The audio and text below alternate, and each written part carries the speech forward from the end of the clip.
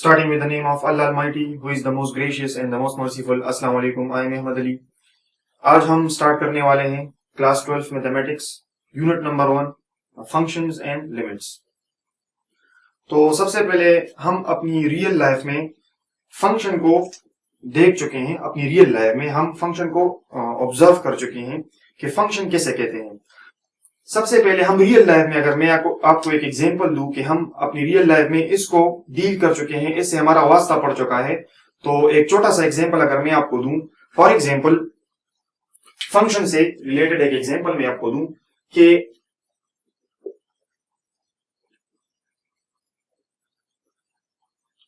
The cost of a car trip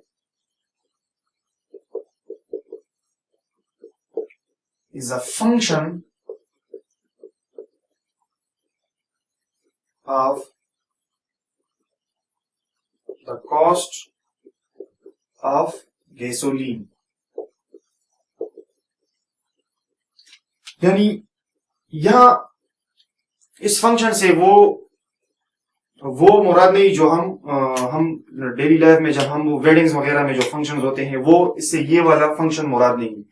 यहां function का मतलब है डिपेंडेंस, यानी डिपेंडेंस। यानी अगर आपको मैं इस एग्जांपल के थ्रू इस समझाने की कोशिश करूंगा रियल लाइफ में किस तरह हम फंक्शन को देख चुके हैं। For example, the cost of a car trip is a function of the cost of gasoline. Gasoline का मतलब है फॉर एग्जांपल पेट्रोल हमारे पास जो होता है, यानी जब हम किसी गाड़ी में सफर करते हैं तो हमारे जो सफर का कॉस्ट होगा वो किस पे डिपेंड करेगा। यानी जब हम किसी यहां से लेट से हम पिशावर से नौशेरा जा रहे हैं, तो ये जो हमारा ट्रिप होगा ये किस चीज पे डिपेंड करेगा। तो जाहिर सी बात है ये गैसोलीन पे डिपेंड करेगा। यानी इसको समझेंगे कि अगर इस पेट्रोल की कीमत हाई होगी, इसका प्राइस हाई होगा, तो जो मेरा ट्रिप होगा वो भी महंगा पड़ेगा। और अगर इस पेट्रोल की प्राइस कम होगी तो मेरा जो ट्रिप होगा वो भी सस्ता पड़ेगा, यानी उसकी कॉस्ट भी कम होगी। यानी इसका मतलब ये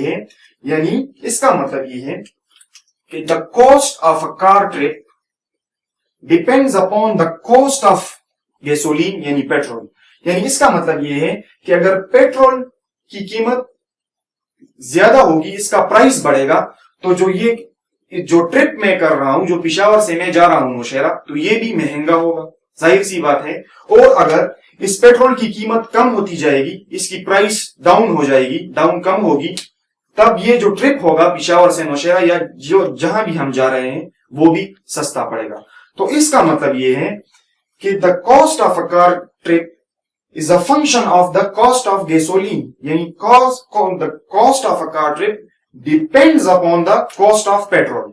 पेट्रोल की कीमत ज्यादा होगी तो हमारा जो ट्रिप होगा वो भी, जाहिर सी बात है, वो भी महंगा पड़ेगा हमारे लिए। और अगर इस पेट्रोल की कीमत कम होती जाएगी तो हमारा जो ट्रिप होगा वो भी कम, उसकी कीमत भी हमारे लिए सस्ता पड़ेगा। तो इसका मतलब ये है कि the cost of a car trip depends upon, जिसको हम फंक्शन कह रहे हैं, depends upon the cost of the petrol. तो ये है, बहुत सारी एग्जांपल है हमारे पास। अगर हम किसी जेट इंजन की बात करें तो वो जब आगे फॉरवर्ड करता है, it is because of the thrust of his engine. उसकी इंजन की वजह से जो फोर्स लगेगी उस पे बैकवर्ड डायरेक्शन में, तो वो आगे की तरफ जाएगा। तो वो थ्रस्ट पे डिपेंड करता है। बहुत सारे रियल लाइफ से हम एग्जांपल ले सकते हैं, लेकिन ये बहुत ही सिंपल एक एग्जांपल है। ये हम हमेशा हम गाड़ी वगैरह में चलते हैं, हम रह चुके हैं, इसका हिस्सा रह चुके हैं। दैट्स व्हाई ये एक बहुत ही फेमिलियर एग्जांपल है। तो ये है हमारे पास फंक्शन। लेकिन अगर मैं आपको इसको मैथमेटिकली में अगर लिखूं तो मैं इस तरह लिख सकता हूं कि cost of a car trip is a function of gasoline. Gasoline की जगह अगर मैं लिखूं पेट्रोल,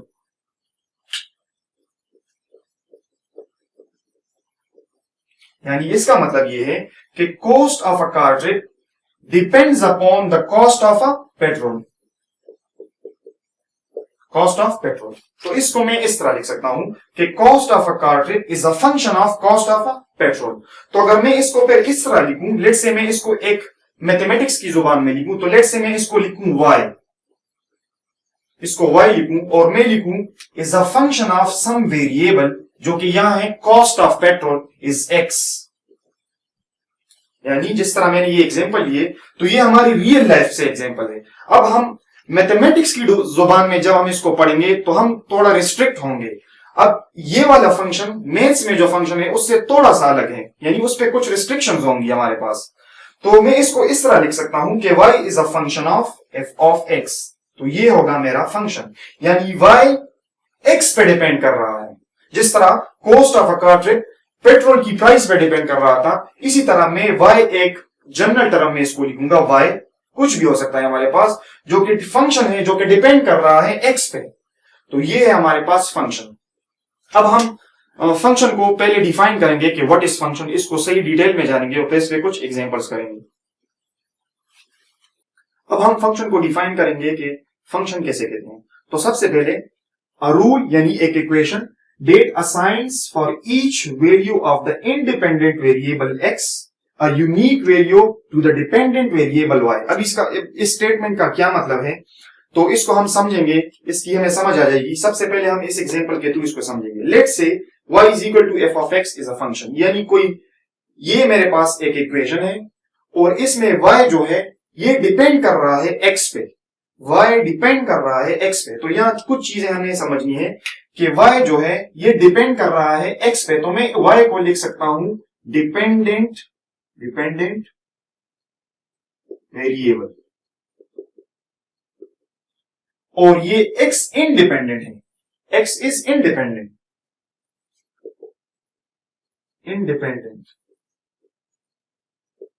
वेरिएबल। y डिपेंड कर रहा है x पे और x is not dependent on y। x y पे डिपेंड नहीं कर रहा, y x पे डिपेंड कर रहा है। यानी जिस तरह मैंने आपको एग्जांपल दी कि अगर पेट्रोल की कीमत हाई होगी तो हमारे पास उस ट्रिप की कॉस्ट जो है वो उस प्राइस पे डिपेंड कर रही है, उस पेट्रोल की प्राइस पे डिपेंड कर रही है। तो इसी तरह ये एग्जांपल ये इसी तरह है कि y डिपेंड कर रहा है x पे। अब यहां देखें कि अगर मैं x को कोई वैल्यू दूंगा, इस इक्वेशन को, ये एक रूल है हमारे पास फंक्शन कि अगर मैं इस x को एक वैल्यू दूंगा तो मुझे y की अगर एक ही यूनिक वैल्यू मिलेगी। यूनिक, इसमें एक वर्ड है हमारे पास यूनिक, और इसका मतलब होता है उर्दू में यानी तादाद में एक, यूनिक। जिस तरह अल्लाह है हमारे पास, the Allah almighty, the unique. तो इसी तरह अगर हम x को एक वैल्यू देंगे और हमें y की एक यूनिक वैल्यू मिलेगी, x को कुछ भी वैल्यू हम दें और हमें y की एक ही वैल्यू मिले, तो हम ऐसे रूल को हम कहेंगे, ऐसे इक्वेशन को हम कहेंगे फंक्शन। यानी अगर मैं dependent variable, this is the independent variable वो होता है जिसको हम वैल्यू देते हैं, और डिपेंडेंट वेरिएबल होता है जो in response to the dependent variable, independent variable वो वैल्यू अकॉर्डिंगली लेता है। इसके एग्जांपल लेते हैं हम। तो इसका मतलब यह है कि अगर मैं इस इंडिपेंडेंट वेरिएबल को एक वैल्यू दूंगा और मुझे y की वैल्यू मिलेगी, तो इसका मतलब है एक ही वैल्यू अगर मैं इस इंडिपेंडेंट वेरिएबल को दूं और मुझे y की एक ही वैल्यू मिले, यानी एक से ज्यादा ना हो, एक ही इनपुट के लिए एक ही आउटपुट मुझे मिले, तो ऐसे इक्वेशन को, ऐसे रूल को हम कहेंगे फंक्शन मैथ्स की जुबान में। फॉर एग्जांपल अब हम एक एग्जांपल लेते हैं फंक्शन। लेट्स से मेरे पास एक फंक्शन है कि y is equal to 2x। This is a function, यानी y डिपेंड कर रहा है x पे। इसको मैं इस तरह भी लिख सकता हूं, y की जगह मैं इस तरह भी लिख सकता हूं, f of x is equal to 2x। यानी y को हम f ऑफ x भी लिख सकते हैं। यानी इस f ऑफ x का ये मतलब ये है हमारे पास कि ये एक फंक्शन है और इसमें इंडिपेंडेंट वेरिएबल x है। ये मेरे पास एक फंक्शन है और इसमें इंडिपेंडेंट, इसमें इनपुट, इसमें डोमेन हमारे पास है x। डोमेन और रेंज को भी पढ़ेंगे। y is equal to 2x, यानी अगर मैं इसमें इनपुट x की जगह, जो कि हमारे पास है इंडिपेंडेंट वेरिएबल, ये हमारे पास है डिपेंडेंट वेरिएबल, और ये x हमारे पास है इंडिपेंडेंट वेरिएबल। अब अगर मैं x को एक वैल्यू दूंगा तो y की कीमत होगी हमारे पास, the value of y will be 2 into 1 is 2। यानी एक x की एक वैल्यू के लिए मुझे y की एक ही वैल्यू मिली है, तो मैं कह सकता हूं कि this equation is a function. For example, बहुत सारे एग्जाम्पल ले सकते हैं। अगर मैं अब y को दूं 0, लेट्स से x को मैं वैल्यू दूंगा, इंडिपेंडेंट वेरिएबल को हम वैल्यू देते हैं। अगर मैं x को वैल्यू दूं 0, तो y की वैल्यू आ जाएगी y is equal to 2 into 0 is 0। तो x 0 है तो y की एक ही वैल्यू है, एक ही आउटपुट है, डेट इज 0।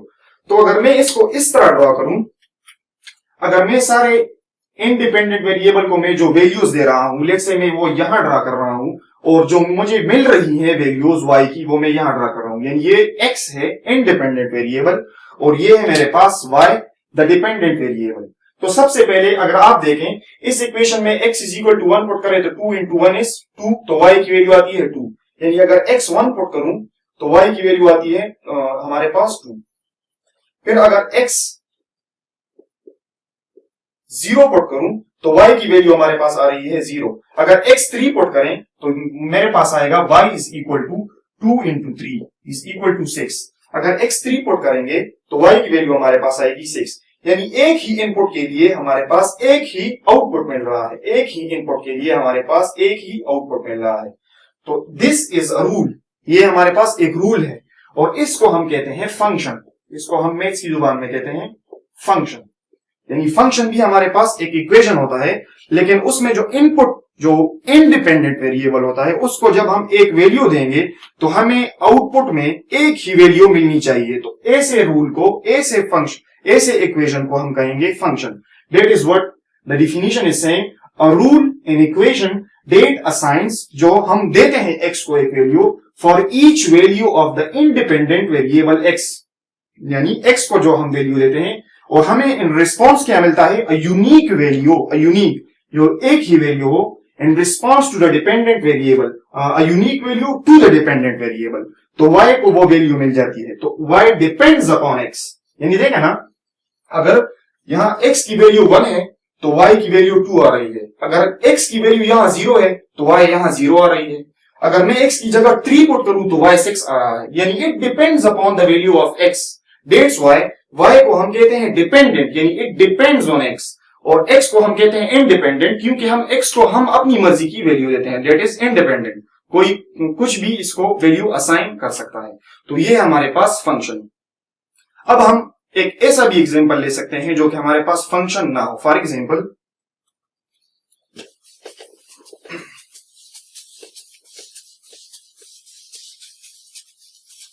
एग्जांपल दिस, एक एग्जांपल लेते हैं। एग्जांपल,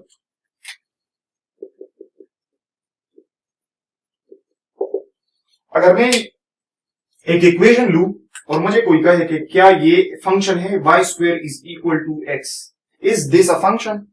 तो अगर आप देखें, अगर मैं इसको सॉल्व करना चाहूं तो इसको मैं इस तरह सॉल्व करूंगा कि मैं यहां भी अंडर रूट अप्लाई करूंगा और यहां भी अंडर रूट अप्लाई करूंगा, स्क्वायर रूट। तो आपको पता है कि यहां है हमारे पास y² और यहां है हमारे पास x। अब ये इसके साथ कैंसिल आउट हो जाएंगे और y की मेरे पास दो वैल्यूज आएंगी, plus minus under root x, plus minus under root x। और आपको पता है कि ये प्लस माइनस हम इसीलिए लिखते हैं because this is a quadratic equation. तो जो इक्वेशन का जो जितना पावर होगा, उस इक्वेशन की जो डिग्री होगी, उतने ही उसके रूट्स होंगे हमारे पास, उतने ही उसके सॉल्यूशंस होंगे हमारे पास। तो यहां हमारे पास रूट्स 2 हैं, सॉरी डिग्री 2 है इस इक्वेशन की, तो आंसर भी 2 होने चाहिए, प्लस माइनस 4। अब ये प्लस माइनस क्यों लिखते हैं, अगर आपको समझ नहीं आई तो आप कमेंट में लिख सकते हैं, मैं आपको ये भी समझा दूंगा कि हम प्लस माइनस इसके साथ क्यों लिखते हैं, क्योंकि दो ही रूट्स हमारे पास पॉसिबल हैं। और अगर यहां मैं आपको समझा देता हूं, चलें, कि अगर मैं कहूं आपसे कि x² इज इक्वल टू 4, तो अगर मैं आपसे कहूं कि x की क्या वैल्यू होनी चाहिए जिससे 4 आ जाए, तो एक ने मुझे कहा कि x की वैल्यू है मेरे पास 2, तो सही है, इसकी जगह 2 पुट करते हैं तो 2² इज इक्वल टू 4। लेकिन दूसरा एक शख्स है, उसने मुझे कहा कि अगर x की वैल्यू -2 है तो वो भी ठीक कह रहा है, -2² गिव्स +4। तो x इज इक्वल टू 2 और x इज इक्वल टू -2 दोनों से 4 आ रहे हैं। तो अगर आप इसको सॉल्व करें, एक सॉल्व करें, तो इस तरह अंडर रूट लेंगे, x² is equal to 4 under root. अब x इसके साथ कैंसिल आउट हो जाएगा, तो इससे आएगा x is equal to, let's say आपने 2 लिखा, तो इसमें वो एक वैल्यू मिस हो रही है क्योंकि -2 स्क्वायर से भी 4 आ रहा है, तो +2 तो ऑलरेडी है, इसलिए हम इसके साथ लिखते हैं +-2, यानी क्वाड्रेटिक इक्वेशन के साथ हम +-2 इसलिए लिखते हैं कि जिस तरह मैंने आपसे कहा कि x² इज इक्वल टू 4 की दो वैल्यूज पॉसिबल हैं, x +2 भी हो सकता है और x -2 भी हो सकता है। That's why we always write +-2 with while solving quadratic equation। तो दैट्स व्हाई मैंने यहां +- लिखा है। अब अगर आप गौर से यहां देखें, अगर मैं ये मेरे पास एक इक्वेशन है, तो अब ये आया फंक्शन है, तो आप देखें अगर मैं x को लेट से इंडिपेंडेंट वेरिएबल को लेट से मैं x को वैल्यू देता हूं 1, तो 1 वैल्यू जब दूंगा तो y आएगा हमारे पास ±√1। √1 is 1, y is equal to +-1, यानी y की वैल्यू या तो +1 है और y की वैल्यू या तो -1 है, यानी एक ही इनपुट से मैंने इसको एक ही इनपुट दिया है, एक इंडिपेंडेंट वेरिएबल की मैंने एक ही वैल्यू इस फंक्शन को दी है और इससे मेरे पास दो आउटपुट्स आए हैं।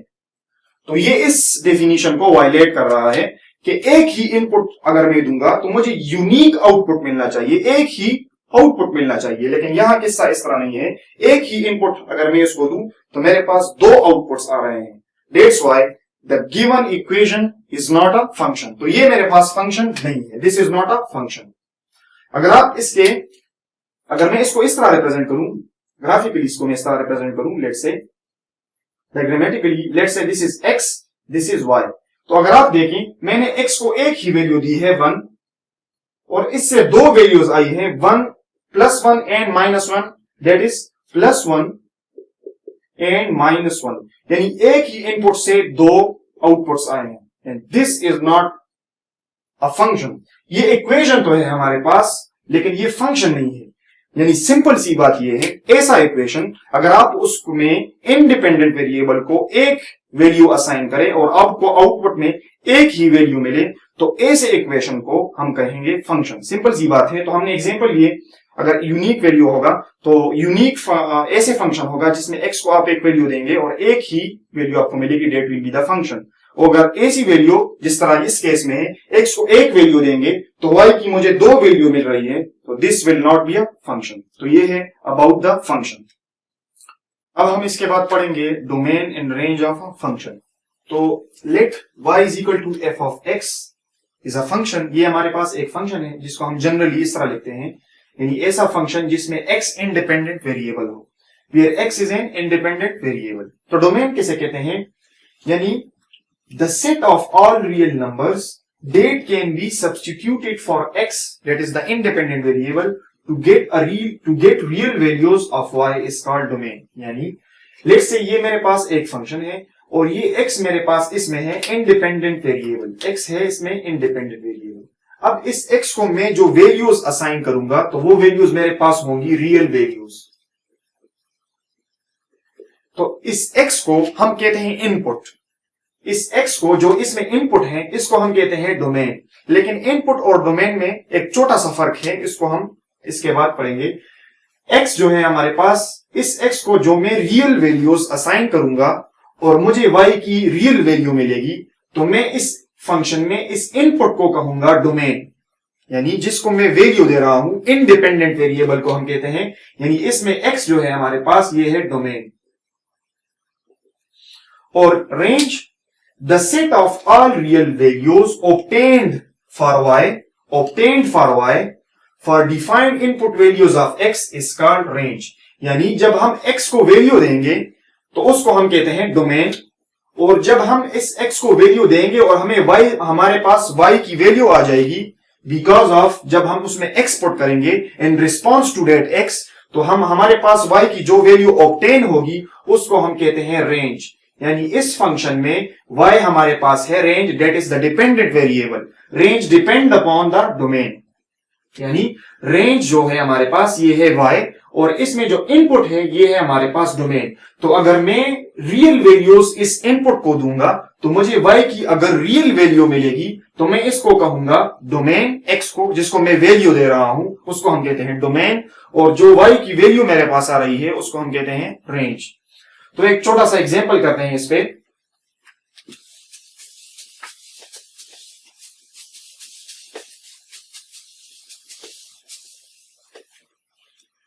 फॉर एग्जांपल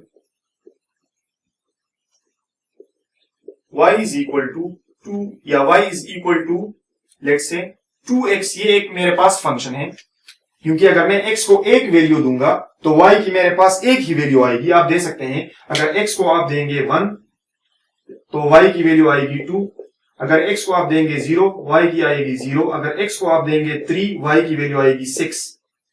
तो ये एक वैल्यू के लिए एक इनपुट के लिए एक आउटपुट, एक इनपुट के लिए एक आउटपुट, एक इनपुट के लिए एक output. So this is a function.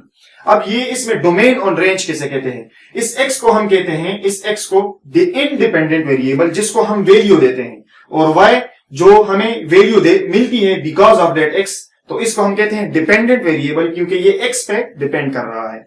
अब अगर आप यहां देखें तो इसमें डोमेन इस फंक्शन का क्या होगा? x को हम कौन कौन सी वैल्यूज दे सकते हैं? तो डोमेन जो इस फंक्शन का होगा, domain that is the x की बात कर रहे हैं, x मेरे पास है इसमें डोमेन, और y जो होगा ये होगा मेरे पास रेंज।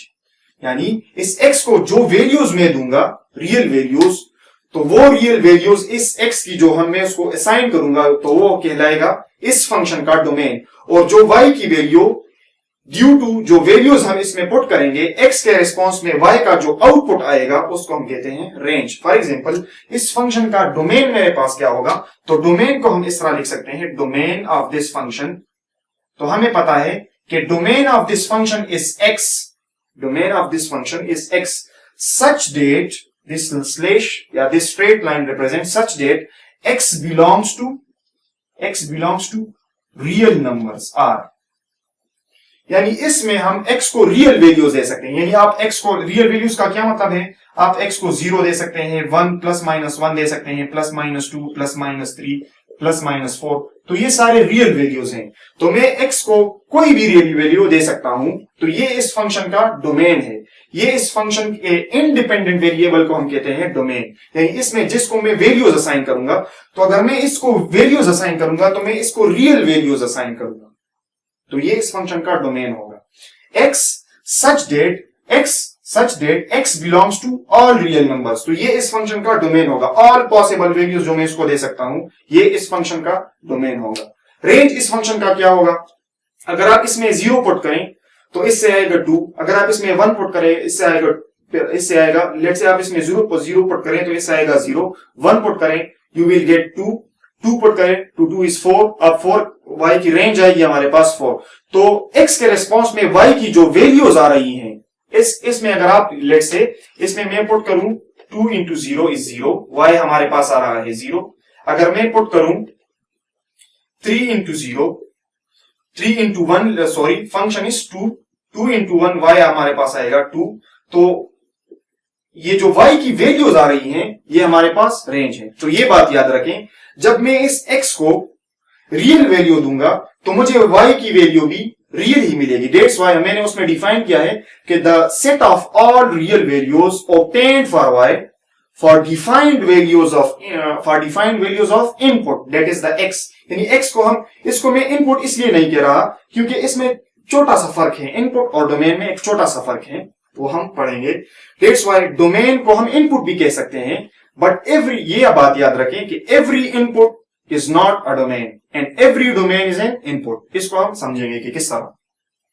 तो x है मेरे पास डोमेन, तो x को जो रियल वैल्यू में दूंगा तो y की मेरे पास एक रियल वैल्यू ही आएगी। डेट्स वाई y की भी रियल वैल्यूज आ रही है। तो रेंज इसका क्या होगा? तो जाहिर सी बात है रियल वैल्यू दूंगा तो मुझे रियल वैल्यू मिलेगी।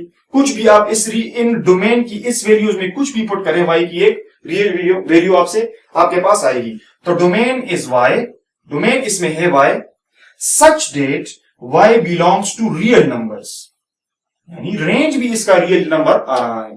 तो ये है हमारे पास रेंज और डोमेन का कॉन्सेप्ट।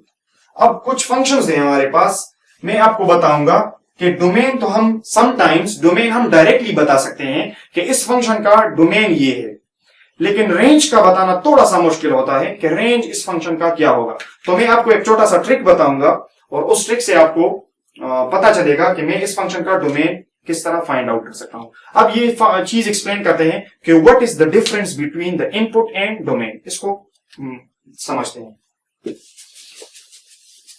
इससे मेरे पास है y is equal to 1 over x, ये एक फंक्शन है, ये एक फंक्शन है। अगर आप इसमें x को एक 1 वैल्यू देंगे तो y की वैल्यू आएगी 1। अगर आप x को वैल्यू देंगे 2 तो y की वैल्यू आएगी हमारे पास 1 ओवर 2। तो इट मींस ये एक फंक्शन है, कुछ भी आप ट्राई कर सकते हैं। यानी इस x को हम कहते हैं इंडिपेंडेंट वेरिएबल, जिसको मैं कह रहा हूं डोमेन, और इसको मैं कह रहा हूं रेंज।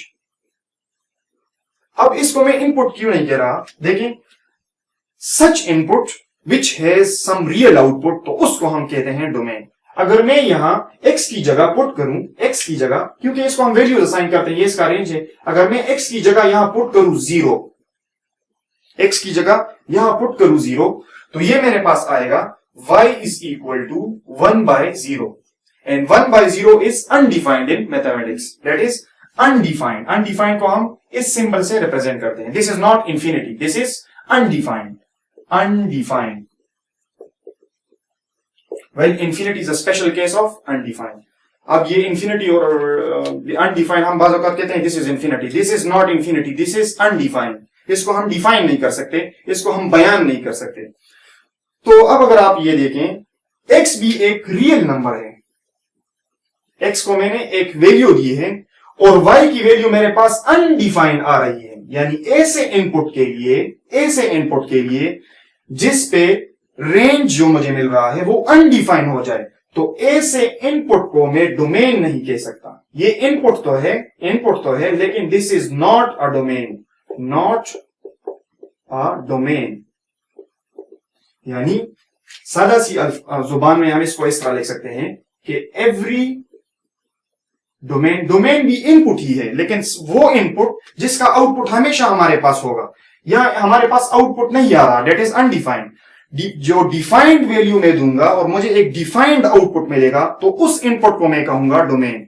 और अगर मैं कोई ऐसी वैल्यू डोमेन की लूं जिसपे y अनडिफाइंड हो जाए, तो ऐसे इनपुट को मैं इनपुट ही कहूंगा, ऐसे इनपुट को मैं डोमेन नहीं कह सकता। This is a very short difference, this is a very little difference between the input and domain. So every domain is an input but not every input is a domain। Remember, ये इसमें हमारे पास difference है domain and input में।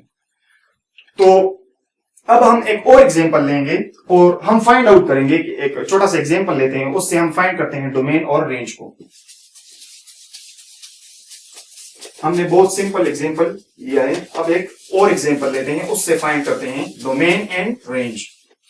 Let's say this is a function, f of x is equal to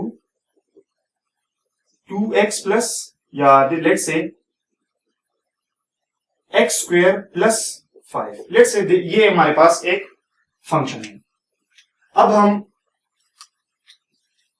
ये देखना चाहते हैं कि f of x is equal to x square plus 5, मुझे कहा गया है कि इसका रेंज और डोमेन फाइंड आउट करना है। हमें क्या फाइंड करना है, रेंज, डोमेन। हम फर्स्ट डोमेन फाइंड करेंगे, डोमेन दैट इज d, ये फाइंड आउट करना है, और सेकंड हमारे पास है रेंज, ये फाइंड आउट करना है कि ये किसे कहते हैं। तो सबसे पहले f of x is equal to, यानी f is a function of x, f में जो इनपुट है, जो डोमेन है, जिसको हम वैल्यू असाइन करते हैं, वो है हमारे पास x को हम वैल्यू देंगे। तो इस x को मैं जो वैल्यूज असाइन कर सकता हूं उसको हम कहते हैं डोमेन। तो इस फंक्शन का डोमेन हमारे पास क्या होगा, तो देखिए आप, जैसे हमें पता नहीं है, हम ट्राई कर रहे हैं। अगर आप x को 0 लें एफ ऑफ एक्स को, तो हम एफ ऑफ एक्स या हम जनरली लिखते हैं y is equal to f of x, f is a function of x, तो इसकी जगह मैं y भी लिख सकता हूं, कंफ्यूज नहीं होना, एफ ऑफ एक्स और y एक ही चीज है, यानी ये एक फंक्शन है जिसमें x वेरिएबल है, x इनपुट है, y is equal to x square plus 5। अब अगर आप x को देंगे 0 तो y की वैल्यू आ जाएगी 0 स्क्वायर प्लस 5 इज 5। अगर आप x को देंगे 1 तो this implies that y is equal to 1 square plus 5 is equal to 6। इसी तरह आप वैल्यू देते जाएं, रियल वैल्यू देते जाएं और आपके पास रियल वैल्यूज मिलती जाएंगी। सी, तो इस केस में अगर आप देखें तो मैं x को कोई भी रियल वैल्यू असाइन कर सकता हूं। तो डोमेन का बताना यहां बहुत ही सिंपल है, डोमेन का बताना बहुत ही सिंपल है। यहां डोमेन में कह सकता हूं कि इस फंक्शन का डोमेन जो कि x है हमारे पास, x सच डेट x, इसका डोमेन क्या होगा, such that x belongs to all real numbers, ये इस फंक्शन का डोमेन होगा।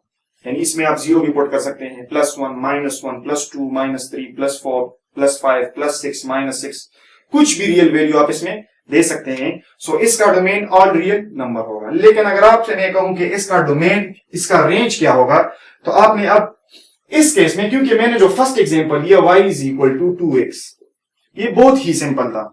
आपको ये बताना कि x को आप जो वैल्यू देंगे y की भी उस अकॉर्डिंगली उसकी वैल्यू आएगी हमारे पास। तो रेंज और डोमेन का बताना यहां आसान था। लेकिन अगर इस तरह का एक इक्वेशन हो हमारे पास, इस तरह का एक फंक्शन हो जो कि एक क्वाड्रेटिक फंक्शन है, आपको पता लग रहा है स्क्वायर है हमारे पास, this is a quadratic function, quadratic equation. तो इस केस में जब मैं आपसे कहूं domain find out, range find out करें, तो सबसे पहले आपने x फाइंड आउट करना है। सबसे पहले आपने x को अकेले जोड़ना है और फिर बताना है कि इसका रेंज क्या होगा। किस तरह करेंगे, इससे हमने x फाइंड आउट करना है, यानी इसको मैं लिख सकता हूं y माइनस 5, यानी एफ ऑफ एक्स को मैं y भी लिख सकता हूं, is equal to x square. अब x को फाइंड आउट करेंगे, यहां भी अंडर रूट लेंगे और यहां भी अंडर रूट लेंगे, ये यहां से कैंसल आउट हो जाएगा, and x is equal to under root y minus 5, plus minus भी लिख सकते हैं, आपकी मर्जी। अब यहां देखें, अब मैं याद रखें, अब यहां डोमेन को हम किस तरह बताएंगे, डोमेन इसका क्या होगा, तो आपने y की वैल्यू को देखना है, y की वैल्यू को, इस y को लेना है, इस y को। आप इस y को कुछ भी वैल्यू दे सकते हैं, लेकिन आप y को एक वैल्यू नहीं दे सकते हैं। आप याद रखें कि अंडर रूट में मेरे पास नेगेटिव वैल्यू अलाउड नहीं है, ये फिर एक कॉम्प्लेक्स नंबर बन जाता है। अंडर रूट में negative value is not allowed. अगर नेगेटिव वैल्यू आएगी, लेट्स से मैं लिखूं -2, दिस इज नॉट अलाउड, क्योंकि ये कॉम्प्लेक्स नंबर बन रहा है। इससे फिर आएगा, इससे मैं लिखूंगा under root -1 into under root 2, that is under root 2 iota. तो this is a complex number. तो अंडर रूट में नेगेटिव वैल्यू अलाउड नहीं होगी हमारे पास। तो अगर आप यहां देखें, अगर मैं y को 0 वैल्यू दूं, 0, तो अगर y 0 होगा तो 0 माइनस 5 अंडर रूट -5, यानी y 0 नहीं हो सकता। y हमारे पास कुछ भी वैल्यू इसकी आ सकती है, लेकिन y 0 नहीं हो सकता, सबसे पहली बात। दूसरी बात, y 5 भी हो सकता है, y कैन बी 5, y अगर 5 हो जाए, 5 माइनस 5 तो अंडर रूट 5 इज 0। यानी अगर y सबसे पहले आप पुट करें, लेट्स से एक्सप्लेन कर रहे हैं हम इसको, अगर y सबसे पहले आप पुट करें 0, तो इससे आ जाएगा x is equal to under root 0 minus 5 and x is equal to under root -5 which is not allowed. ये वैल्यू y की नहीं हो सकती, y is equal to 0। y अगर आप 5 पुट करें, x is equal to under root 5 minus 5, x is equal to 5 minus 5 is 0, under root 0 is 0। हाँ, ये वैल्यू आप दे सकते हैं, x is equal to 5 value आप दे सकते हैं, लेकिन x इज इक्वल टू 0 नहीं दे सकते, और 5 से कम वैल्यू भी नहीं दे सकते। अगर आप इसमें x की वैल्यू लेट्स से 5 से कम देंगे, लेट्स से मैंने 2 वैल्यू इसको असाइन की, तो ये होगा x is equal to under root 2 minus 5, 2 minus 5 is again under root -3 which is not allowed. यानी इसका क्या मतलब है कि मैं y को कौन कौन सी वैल्यूज असाइन नहीं कर सकता। तो मैं y को 0 असाइन नहीं कर सकता, मैं y को 5 असाइन कर सकता हूं, लेकिन 5 से कम वैल्यूज असाइन नहीं कर सकता। मैं y को, यानी 5 से कम वैल्यूज में y को असाइन नहीं कर सकता, डेट इज 4 में इसको असाइन नहीं कर सकता। 4 minus 5 is under root minus 1 which is not allowed. इसी तरह मैं इसको 3 असाइन नहीं कर सकता।